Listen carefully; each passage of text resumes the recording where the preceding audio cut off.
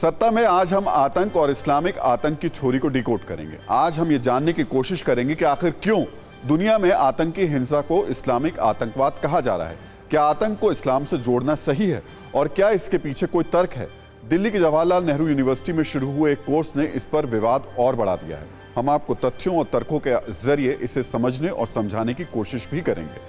लेकिन इस पड़ताल में सबसे पहले बात अफगानिस्तान की करते हैं। अफगानिस्तान में दुनिया का घोषित आतंकी संगठन तालिबान इस्लामिक स्टेट कायम रखना चाहता है।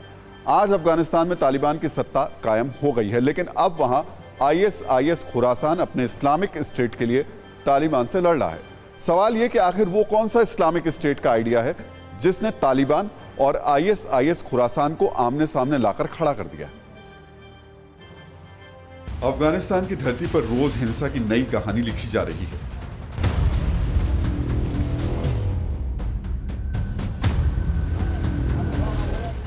दुनिया देख रही है कि कैसे ये धरती रोज इंसानी खून से लाल हो रही है। करीब 27 साल पहले तालिबान ने अफगानिस्तान की इस्लामिक स्टेट बनाने की मुहिम शुरू की थी। आज अफगानिस्तान पर तालिबान का कब्जा है। अफगानिस्तान इस्लामिक स्टेट बन चुका है। यहाँ सख्त शरिया कानून लागू कराया जा रहा है।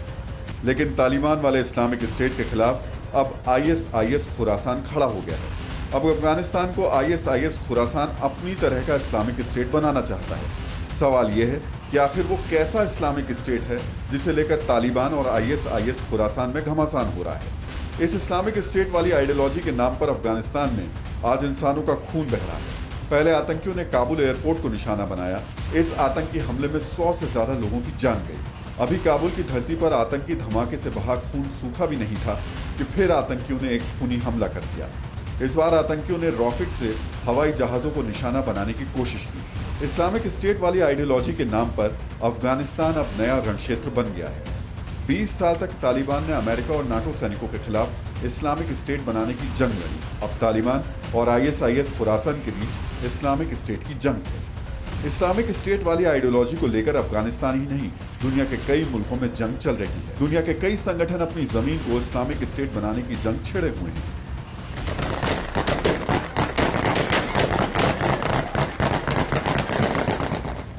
ये आतंकी खुद को मुजाहिद यानी इस्लामिक योद्धा कहते हैं। इनका घोषित लक्ष्य दुनिया को इस्लामिक स्टेट बनाना है। शायद इसीलिए अब इस्लामिक आतंकवाद एक बार फिर से चर्चा में।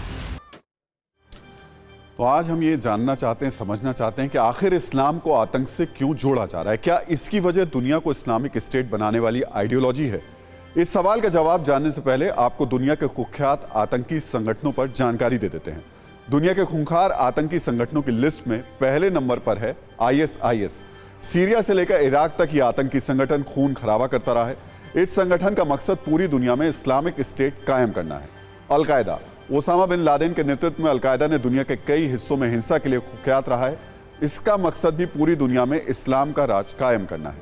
तालिबान, 20 साल तक खून खराबे के बाद तालिबान ने आखिरकार अफगानिस्तान पर कब्जा कर लिया है। तालिबान ने अफगानिस्तान को इस्लामिक स्टेट घोषित कर दिया है। ISIS खुरासान अफगानिस्तान में सक्रिय कट्टर इस्लामिक संगठन है। यह अफगानिस्तान को कट्टर इस्लामिक स्टेट बनाना चाहता है। बोको हराम, यह आतंकी संगठन नाइजीरिया पर कब्जे के लिए खून खराबा कर रहा है। इसका मकसद भी नाइजीरिया को इस्लामिक स्टेट बनाना है। हमास फिलिस्तीन में सक्रिय इस्लामिक आतंकी संगठन है।